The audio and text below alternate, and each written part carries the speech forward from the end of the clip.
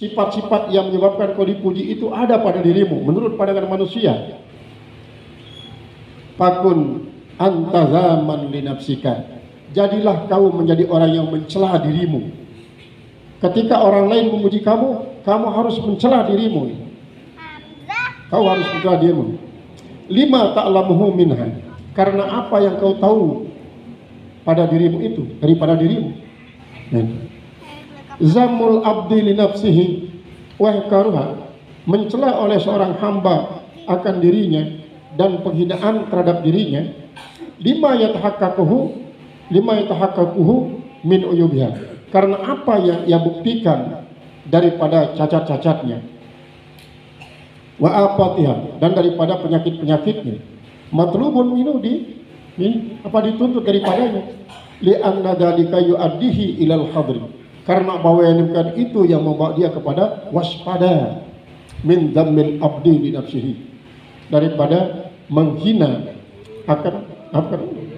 Astagfirullah. Kembali dia. Min gururiha, daripada tipuannya, wasururiha, dan rahasia kesenangannya. Artinya apa? Supaya dia waspada terhadap tipuan pujian itu sendiri. Karena begini ya. Seringkali orang bisa menjadi korban karena pujian.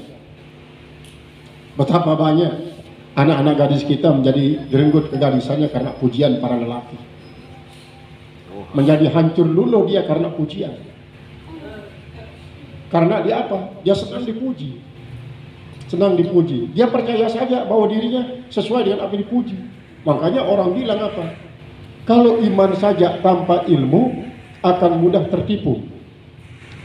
Kalau ilmu saja tanpa iman akan mudah menjadi penipu. Artinya apa? Kita ambil sebagai salah satu contoh pelajaran. Seorang anak gadis kita yang masih lugu, tiba-tiba dipanggil melalui HP, WhatsApp, apa pun namanya. Kemudian hari itu dia dipuji dulu.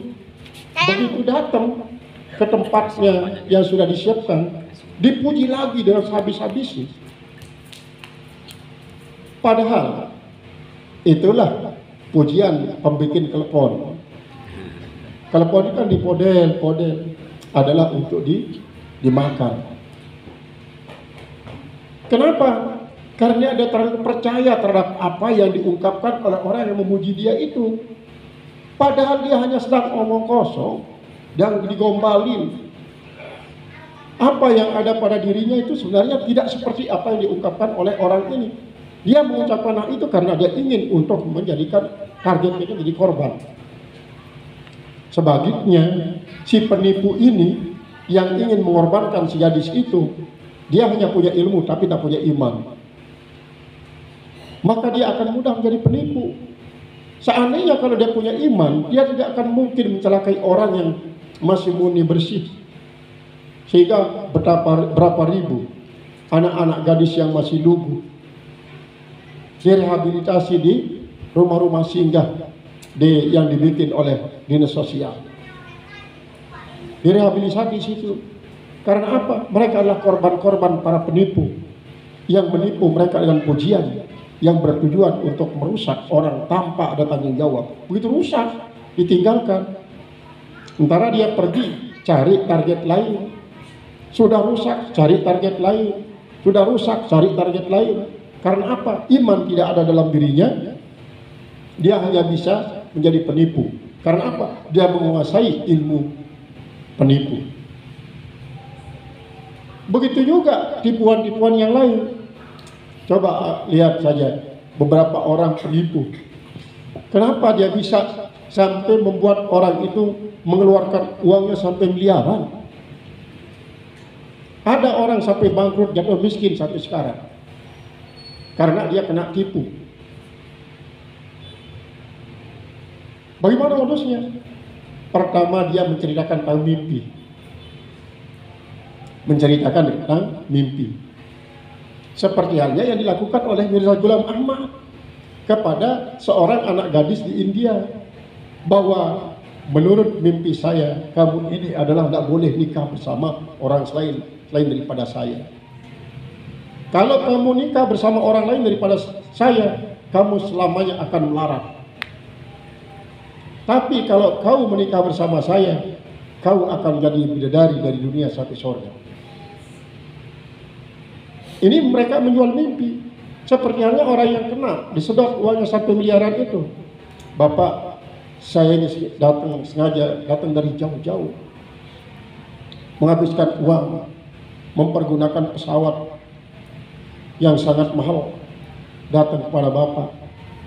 Ternyata apa yang ada dalam mimpi saya itu pas seperti lokasi yang ada tempat Bapak ini. Ternyata Bapak lain dimaksudkan.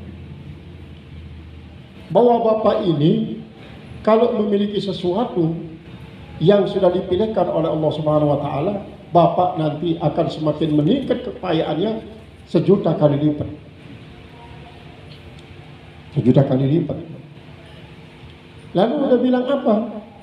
Saya melihat Bapak pada saat di dalam mimpi itu adalah bagikan sebuah sinar yang tidak kelihatan bentuk Bapak di tengah-tengah banyak kerumunan orang, miliaran orang. Di samping kiri kanan Bapak mengelilingi Bapak. Setelah dilihat, apa yang membuat Bapak menjadi itu? Karena Bapak memiliki suatu benda yang tidak dimiliki oleh orang lain. Akhirnya terus kan disugesti gitu. Karena dia pintar untuk mensugesti orang. Akhirnya orang tersebut tanpa dia rasakan sedikit pun akan rugi. Dia kena dengan tipuan. Keluar uangnya 2,5 miliar hanya membeli batu kelopok. Batu kelopok. Batu kelopok itu kan bisa dibikin. Sudah dibikin. Banyak orang-orang yang kena tipu semacam itu. Salah satu contoh yang lain. Ada orang tertipu. Dia bawa apa? Dia bawa koper. Memuji engkau karena dia tidak melihat cacat-cacat engkau dan ia menyangka bahwa kau itu persis seperti apa dipuji. Pada saat itu kau harus menghina dirimu. Kau harus menghina dirimu. Kenapa? Karena sesungguhnya apa yang diungkapkan itu adalah sebuah penghinaan. Sebuah penghinaan. Li'anna dzalika yu'addihi ilal hadri min gururiha. Karena cara yang demikian dalam menghinakan diri itu adalah membawa kita kepada kewaspadaan daripada tipuannya. Wasururiha dan kegembiraannya. Wataslahu bisababi dzalika dan menjadi pantas dengan sebab yang demikian itu amaluhu menjadi bagus maksudnya. Jadi tasluhu bisababi dzalika amalu perbuatannya. Jadi begini, pujian itu adalah merupakan suatu yang sangat-sangat menyenangkan bagi orang yang tidak mempunyai marifat, karena dia akan menjadi orang yang merasa bangga. Kemudian kalau orang yang punya marifat, maka dia tidak bangga, tetapi dia anggap itu sebagai suatu dorongan untuk bisa meningkatkan akan upayanya menjadi apa yang diungkapkan oleh orang tersebut. Misalnya dia mengatakan apa? Kita masih sangat malas beribadah. Nah, kalau sekarang saya lihat Bapak ini sangat rajin beribadah, padahal kita sangat malas. Jadikanlah hal itu menjadi motivasi untuk menjadi pendorong kita menjadi orang yang sangat rajin beribadah. Jadi, tapi tidak merasa bangga. Tidak merasa bangga. Nah, wa illa, dan kalau tidak, fasadat alaihi, menjadi rusaklah atasnya. Kemudian waqtallat lidukhulil apati, dan menjadi sangat-sangat sakit karena masuknya penyakit-penyakit alaihi atasnya. Wala yasuddannahu an dzalika sana'un nasi, janganlah menutupi akan dia daripada yang demikian itu oleh pujian manusia alaihi atasnya, wa madhum, dan oleh pujiannya pujian manusia lahu baginya.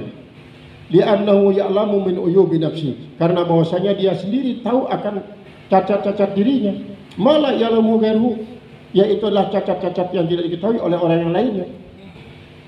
Summa innahum, kemudian sesungguhnya mereka itu lamma qamu bihaqqi ma yajibu alaihi, manakala mereka mendirikan Para kala mereka berdiri dengan saya benar-benar apa yang wajib atas mereka minal madhi daripada pujian Allah baginya, wa husnul zanni dan baiknya persangkaan dirinya, payam bagi aidan maka baik juga ayyakuma huwa bihaqqi ma yajibu alaihi, bahwa ia mendirikan dia dengan sebaik-baik apa yang wajib atasnya. Seperti tadi itu dia dipuji menjadi orang yang taat.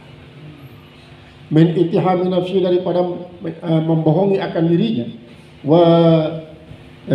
wasu itu siwah katanya, wasu i'tiqadi dan jelek akan keyakinannya pihak padanya. Qala ba'duhum, telah berkata sebagian mereka, mampariha bimadhi nafsihi, siapa saja yang senang dengan pujian terhadap dirinya, faqad amkana syaitanu, maka sesungguhnya telah menetap, telah mungkin oleh setan ayyadkhula fi batnihi, bahwa dia masuk itu setan pada batinnya. Wa qala akharun, dan berkata yang lain, idza qila laka, apabila dikatakan bagi engkau, nikmar rajuli anta, nikmar rajulu anta, sebaik-baik laki-laki adalah engkau,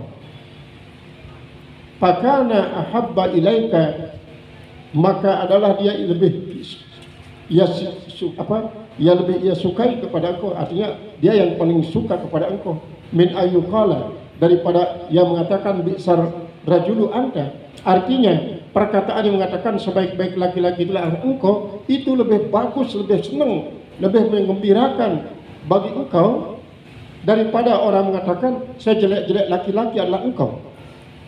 Fa anta wallahi, maka engkau demi Allah katanya, bi'sar rajulu, kau pasti adalah sejelek-jelek laki-laki, jelek-jelek orang. Artinya kalau ada orang misalnya sekelompok memuji kita, sekelompok menghina kita, lalu kita sangat senang kepada orang yang memuji kita, kita sangat benci kepada orang yang mencela kita, maka dia bersumpah, demi Allah, itulah tandanya kau menjadi orang yang paling jelek. Menurut kacamata marifat ini, menurut kacamata marifat. Lalu nanti lihat bagaimana sikap kita. Wa qila li ba'di sahabati, dan dikatakan bagi sebagian para sahabat radhiyallahu anhum, mudah-mudahan Allah ridha Allah taala daripada mereka, la yazalun nasu, senantiasalah manusia bi khairin, masih dalam kebaikan, ma abqakallahu fihi, yaitu apa yang mengabadikan oleh Allah akan engkau pada mereka. Faghadiba, maka dia marah. Wa qala inni la'asabuka iraqiyan, sesungguhnya aku mengira engkau ini adalah orang Irak. Wa qala ba'duhum, dan berkata sebagian mereka, lamma mudiha, manakala dia dipuji, apa katanya? Allahumma inna abdaka, wahai Tuhanku, sesungguhnya hamba engkau, takarraba ilayya bimaktika, dia mendekatkan kepada saya dengan kemurkaanmu. Fa ashhaduka, maka saya bersaksi pada engkau, menyaksikan engkau ala makti, atas memarahinya. Wa qala akharun, dan berkata yang lain, Allahumma ja'alna khairan mimma yazunnun, ya Allah, jadikanlah olehmu bagi kami lebih baik daripada apa yang mereka kira. Misalnya seperti tadi, ini contoh yang pertama itu, dia mengatakan, ya sekarang ini kau rajin sekali beribadah ya, padahal dia tahu kita ini orang malas. Mungkin saja maksudnya orang ini seperti tadi, dia ingin untuk menjadikan kita menjadi orang yang rajin beribadah, padahal dia tahu kita ini orang yang malas beribadah. Maka dia tidak mengatakan kamu sangat malas beribadah, pantas menjadi penghuni neraka kamu. Dia tidak mengatakan begitu, tapi dia puji, pantas kau sekarang akan pasti menjadi penghuni surga, karena kau adalah seorang hamba yang taat beribadah. Maka saya ingin seperti kamu. Maksudnya adalah dia sebenarnya menginginkan kita menjadi orang yang sesuai dengan apa yang diucapkan, mungkin. Nah, walaupun begitu tujuannya, maka kita mengatakan apa? Karena yang kita tahu adalah diri kita ini orang yang malas. Maka kita katakan pada Allah, ya Allah, ya Allah, orang ini telah mendekatkan dirinya kepada Engkau melewat memuji saya dengan menutupi kejelekan saya. Nah, yang kedua itu mengatakan apa? Nah, ini kalau ini dia tidak mengatakan bahwa ini sebagai solok-olokan, tetapi dia mengatakan, ya Allah, jadikanlah hamba ini lebih bagus daripada apa yang ia katakan. Sehingga kalau dia katakan, Tuhan ini sekarang rajin beribadah, ya Allah, sesuai dengan apa yang dikatakan oleh saudara saya ini, jadikan saya lebih rajin beribadah daripada apa yang diperkirakan pada saya. Qala al-musannif rahimahullah ta'ala, artinya sesuai dengan makom kita. Pada umumnya kita inilah senang dipuji oleh pasangan kita sendiri sekalipun, oleh pasangan kita sendiri yang memuji kita, padahal misalnya seperti kata daripada Utsman bin Affan, saya ini senang berpakaian untuk menyenangkan istri saya ini senang memakai bau-bauan yang harum untuk menyenangkan istri saya. Sebagaimana dia berpakaian karena saya senang melihat dia berpakaian yang mewah. Sebagaimana dia, saya senang melihat dia memakai parfum yang harum-harum. Nah, itu pandangan syariat yang diungkapkan oleh Sayyidina Utsman bin Affan. Sedangkan pada pandangan hakikatnya, pandangan marifatnya adalah selama kita masih senang dipuji, menunjukkan bahwa kita ini masih jauh dari Allah. Selama kita masih menjadi marah kalau dicaci, sebagai tanda daripada kita masih jauh daripada Allah Ta'ala. Maka sikap kita seperti yang juga sering diajarkan oleh para orang-orang tua kita, kalau kau dipuji oleh siapapun, ucapkan Alhamdulillah. Bukan wasyukur, tapi Alhamdulillah. Itu bukan berarti menandakan dia senang dipuji, tapi sungguhnya ungkapan yang mengatakan segala puji itu milik Allah. Ketika kita dipuji, hakikatnya dia memuji Allah, sementara kita ini adalah tidak pantas dipuji. Paling tidak kita menjawab Alhamdulillah, Alhamdulillah. Kok nanti orang itu senang memuji kita, semakin dipuji-puji kita misalnya, semakin sering mengucapkan Alhamdulillah. Karena Alhamdulillah itu kalimat yang paling afdol. Ini di dalam kita lihat di dalam Irsyadul Ibad, di situ ulama berpolemik mana lebih afdal kita mengucapkan Alhamdulillah dengan la ilaha illallah. Coba ada yang buat itu kira-kira untuk satu media silakan buat apa itu pada ya tidak mau ani kita mau deh turun di dalam suya. Nah, pengajian sampai maghrib doang di Kago, sebelum maghrib perlahan. Nah itu. Jadi mengucapkan Alhamdulillah itu ada yang mengatakan jauh lebih afdal daripada la ilaha illallah. Karena apa? Karena la ilaha illallah adalah suatu pernyataan. Kita saja mengatakan la ilaha illallah. Sedangkan kalau segala puji bagi Allah, maka semua alam ini kita ucapkan memuji Allah. Puji kadim bagi kadim, puji kadim bagi hadis, puji hadis bagi kadim, puji hadis bagi hadis, itu semuanya milik Allah. Ketika kita Alhamdulillah, itu adalah kita mengungkapkan bahwa semua alam ini memuji Allah. Tapi ketika mengucapkan la ilaha illallah, tidak ada Tuhan kecuali Allah, kita saja pada saat kita mengucapkan itu adalah yang mengatakan tidak ada Tuhan selain Allah, yang lain juga untuk dirinya, yang lain untuk dirinya. Tapi kalau kita katakan Alhamdulillah, segala puji milik Allah, pujian malaikat kembali kepada Allah, pujian alam semesta kembali kepada Allah. Itu alasannya jika mengatakan ucapan Alhamdulillah itu lebih afdal daripada la ilaha illallah. Kalau la ilaha illallah itu mampu musbat. Kalau Alhamdulillah itu adalah merupakan suatu yang musbat, nggak ada mampinya. Nah, dan itu adalah istighraq, menghabiskan segala macam puji. Itu yang jadi alasannya. Walaupun memang ada yang tetap mengatakan kalimat la ilaha illallah afdalul dzikri. Afdalul dzikri itulah la ilaha illallah. Terserahlah mereka para ulama-ulama besar. Hingga kita sekarang ketika kita misalnya mengucapkan alhamdulillah apabila ada yang memuji, hakikatnya kita mengembalikan pujian itu kembali kepada Allah. Qala al-musannif rahimahullah ta'ala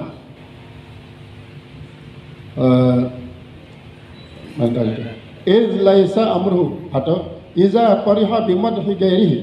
Kita ulangi daripada apabila ia senang dengan pujian orang lain daripadanya, wa in kana min ahlil jannah, sekalipun dia daripada penghuni surga, fala yang bagi ayyafraha, maka tidaklah pantas bahwa dia itu berasa senang illa bifadlillah, kecuali dengan karunia daripada Allah.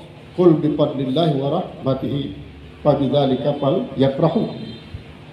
Wa sana'i, dan pujian Allah alaihi atasnya, il laisa amruhu biadil khalqi, karena sedikit pun perkaranya itu tidak ada dalam kuasa makhluk, sedikit pun, termasuk yang memuji-muji itu.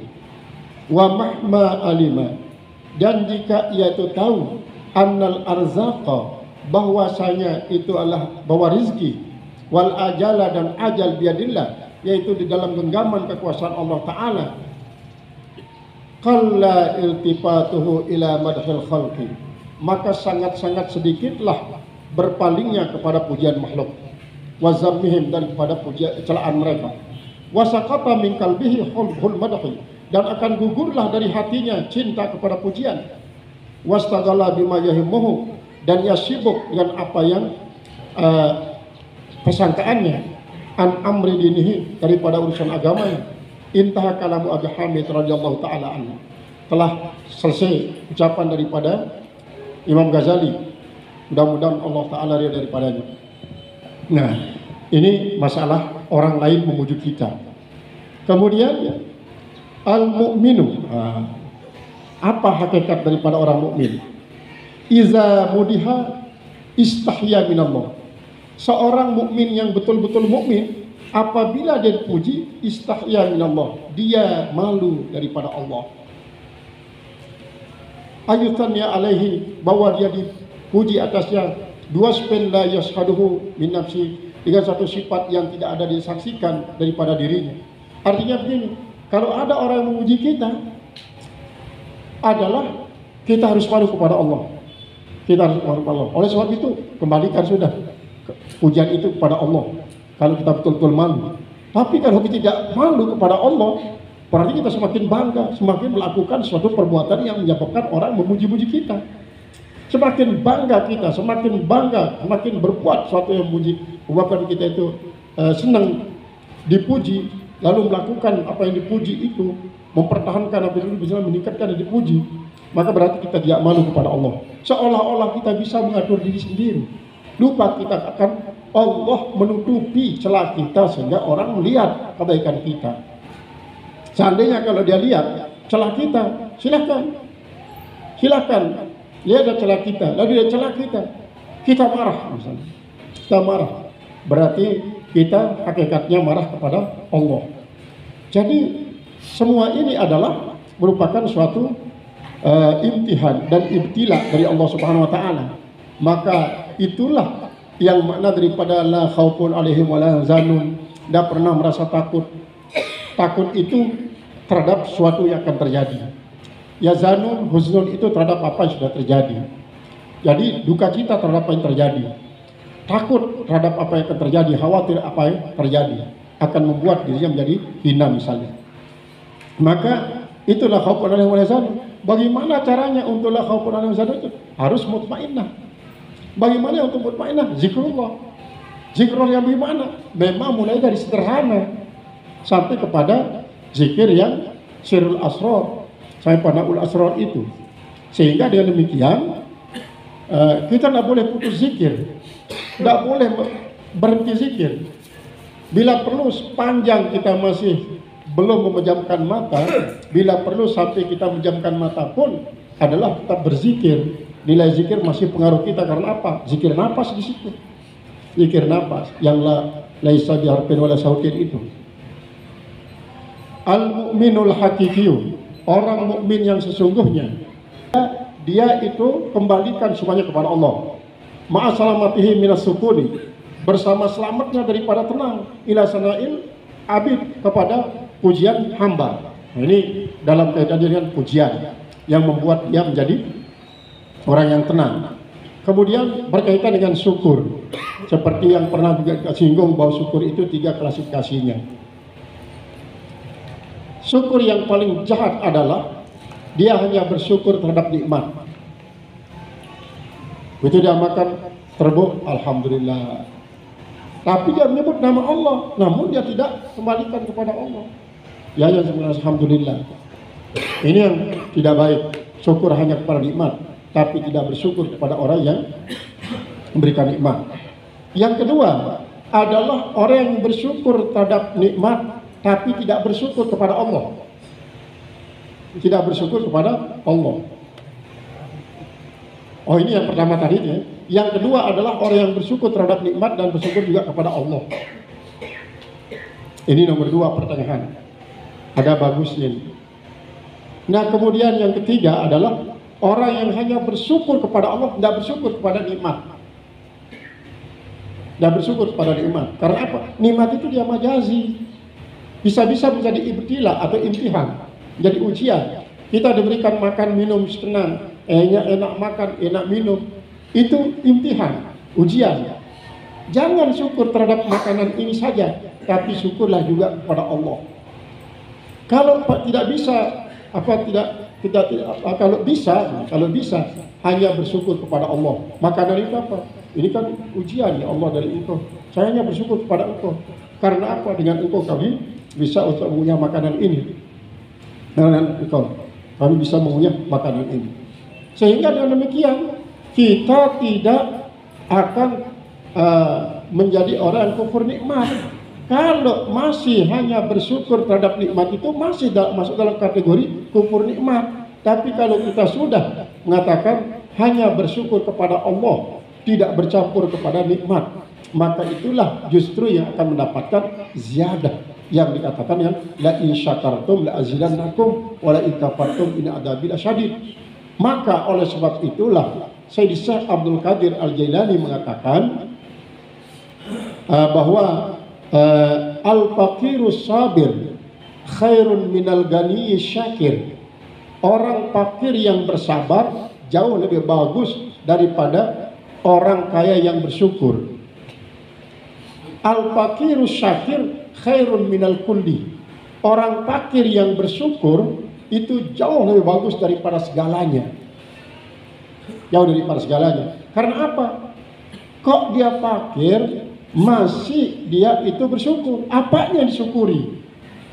Apakah dia bersyukur terhadap kefakiran yang diberikan oleh Allah? Ya boleh juga. Kenapa?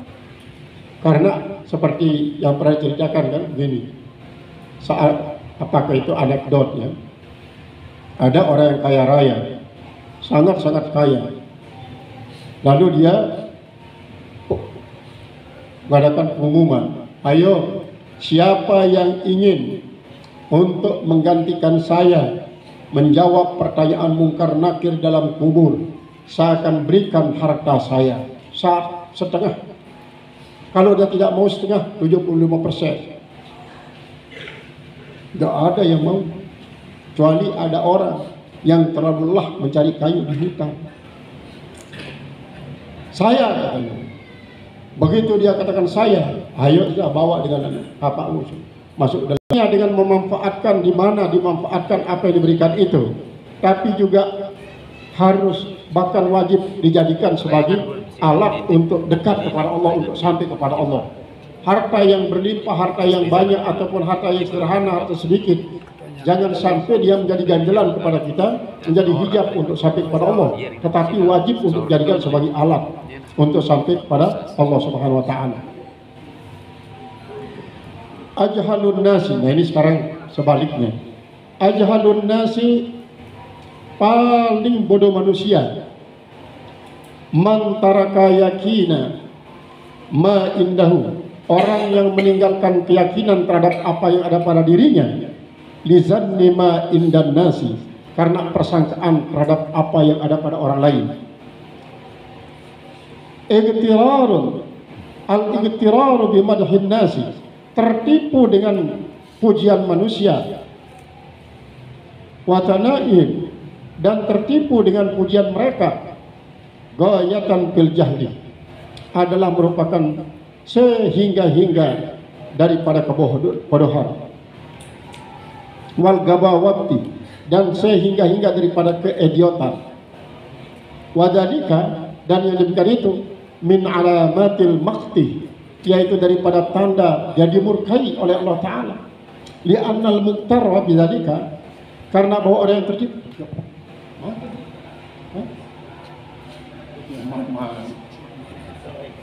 Salam.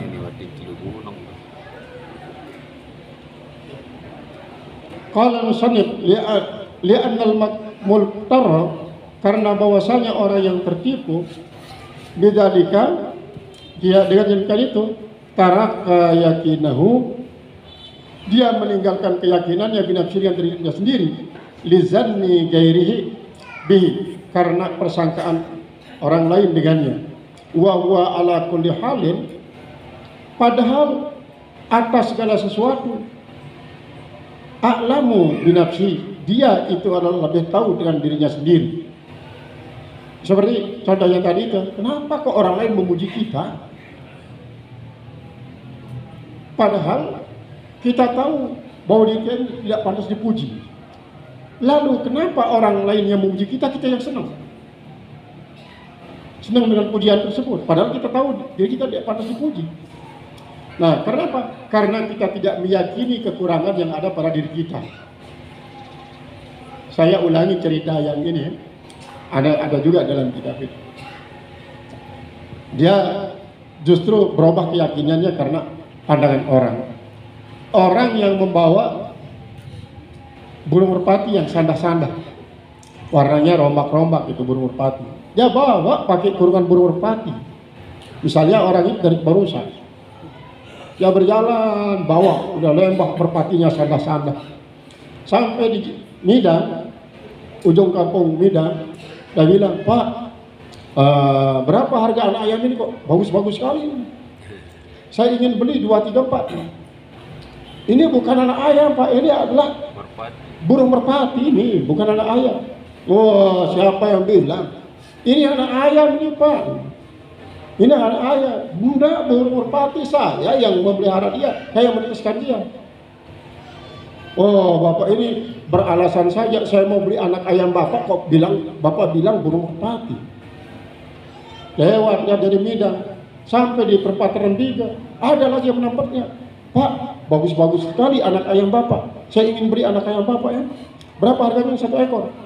Ini Pak, burung merpati ini, bukan ayam, bukan anak ayam, anak burung merpati ini, burung merpati, bukan anak ayam. Oh, Bapak ini kayaknya tidak pakai kaca yang bagus ya, dia bilang. Coba pakai kaca yang bagus. Dia sendiri yang bawa, tidak tahu dia bawa dirinya membawa ayam. Dia kira-kira anak burung merpati. Burung merpati ini, Pak, dari kecil sampai segini besarnya saya melihara dia. Anak ayam ini, saya beli ayam ini. Wah, enggak, nanti salah nih saya. Ini burung merpati ini, Pak. Dia lewat terus sampai di perempatan itu traktak Cemari itu. Ada lagi yang menangkap dia, Pak, bagus lagi anak ayam ini, saya ingin beli anak ayam. Burung merpati ini, Pak, kok ini semua orang melihatnya dengan anak ayam, ini burung merpati. Oh, Bapak kok tersilau dengan barangnya sendiri. Ini anak ayam ini. Lama sudah 3 ini kan yang mengatakan burung merpati itu adalah anak ayam. Setelah dia lewat di traktak Cemari itu, betul enggak ini burung merpati ini berubah jadi anak ayam begini. Lama-lama, betul lah, anak ayam ini. Nah, ini artinya apa? Kita bisa terpengaruh oleh pendapat orang banyak. Tandanya bahwa kita kurang percaya terhadap diri kita sendiri. Orang yang tidak percaya, tidak meyakini apa yang ada pada dirinya sendiri, lalu dia percaya terhadap apa yang dikatakan oleh orang, itu adalah orang yang paling bodoh katanya. orang yang paling bodoh. Dan memang manusia pada saatnya memang kan begitu ya, perlu kita untuk meminta pendapat orang lain, bermusyawarah, beristikharah pendapat orang lain, sehingga dengan demikian la yakhibul mar'u bil musyawarati wal istikharah, tidak akan pernah rugi seorang itu dengan adanya musyawarah, dengan adanya istikharah. Apakah kata-kata istikharah ini sama dengan yang dikatakan oleh orang kepada kita tentang diri kita, sehingga kita kehilangan kepercayaan terhadap diri kita? Boleh jadi kan begini, kita sebenarnya orang hebat, tapi orang lain menjatuhkan mental kita. Wah, bapak ini sok pinter, sok mengucapkan sesuatu yang hebat, tidak tahu dirinya orang bodoh. Kayaknya berarti sebenarnya kita pinter, tapi orang mengatakan kita orang bodoh untuk menjatuhkan mental kita. Itu salah satu daripada metode sofisme yang termasuk di dalam ilmu mantek itu. Dari 8 sabtaiyah namanya, metode sabtaiyah. Salah satunya adalah dengan cara menjatuhkan mental lawan debat. Akhirnya kita kehilangan kepercayaan. Ketika kita kehilangan kepercayaan terhadap identitas kita, terhadap potensial kita, maka orang itu akan langsung mempermainkan kita. Ini juga termasuk paling bodoh, yang paling bodoh. Kalau merubah artinya keyakinan akan diri kita orang bodoh menjadi keyakinan diri kita orang pintar, masih mungkin 50% bodohnya. Tapi ketika keyakinan kita dari orang pintar berubah menjadi orang bodoh lantaran apa yang dikatakan oleh orang, ini 100% bodohnya. Itu banyak kan? Coba lihat perdebatan-perdebatan di TV itu oleh orang-orang pintar ini. Selalu mencari data-data yang kecil untuk memojokkan orang. Sehingga paling manjur adalah ketika orang itu sudah dikatakan tidak becus dalam menyampaikan dalil pada saat dia mengungkapkan pengakuannya, pendapatnya tentang sesuatu. Maka disitulah perlunya yang namanya metode sufisme. Metode sufisme yang 8 itu. Salah satu daripada metode sufisme adalah bagaimana kita menjatuhkan lawan debat kita agar dia kalah dalam berdebat. Salah satu caranya adalah dengan menghilangkan kepercayaannya, Tetapi harus juga tahu karakternya, karakter orang. Karena ada karakter orang semakin dia dihinakan, semakin berani.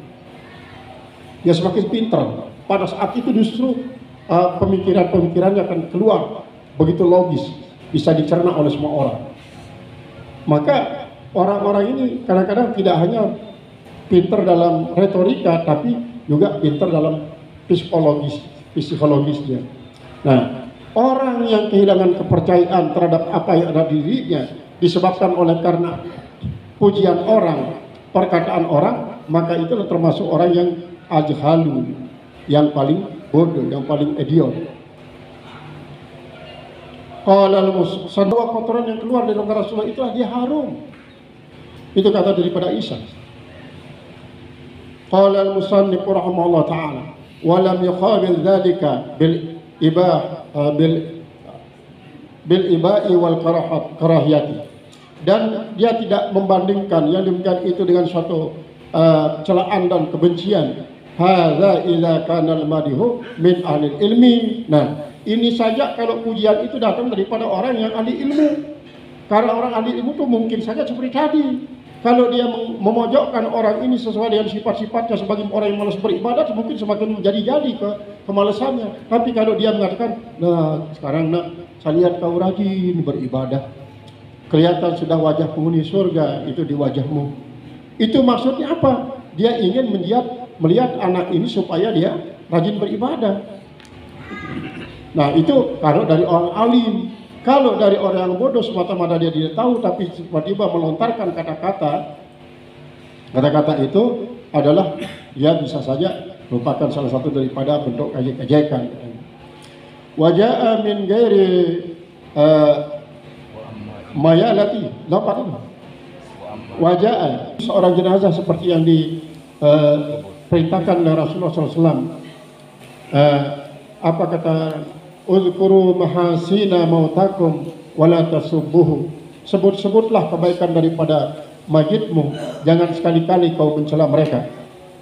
Jangan kau cela mereka. Apakah ini bertentangan? Nah, seperti tadi itu, apa yang dikatakan oleh Rasulullah itu benar. Pandangan ma'rifat dan pandangan syariat lahir dari situ. Tetapi yang dimaksudkan di situ apa yang kita tahu. Apa yang kita tahu kebaikannya itu yang kita sebut-sebut. Kalau kita tahu semua kejahatannya, tidak usah disebut kejahatannya. Misalnya, sejahat-jahat orang pasti ada rasa kasih sayangnya kepada makhluk, mungkin kepada anaknya, kepada istrinya, kepada saudaranya. Itulah yang kita tekadkan. Dia pasti ada baiknya. Dia pasti ada baiknya. Paling tidak ya pokoknya kadang-kadang sejahat-jahat daripada orang punya kebaikan. Yang penting apa? Dia Islam, dia orang baik. Dia punya kebaikan.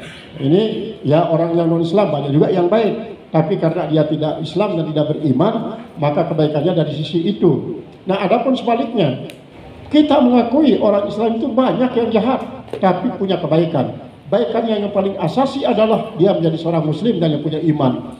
Maka kalau kita memuji dia, saksikanlah dia jadi orang beriman dan orang Islam. Itu yang paling utama.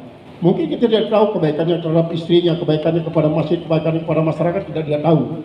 Tapi adalah kebaikannya yang menjadi seorang Muslim dan seorang beriman itu adalah merupakan suatu kebaikan yang paling mendasar. Itu yang kita saksikan.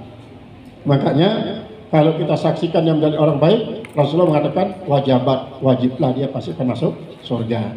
Nah ini ya alhamdulillah banyak sudah hikmah yang kita baca. Maka mari kita lanjutkan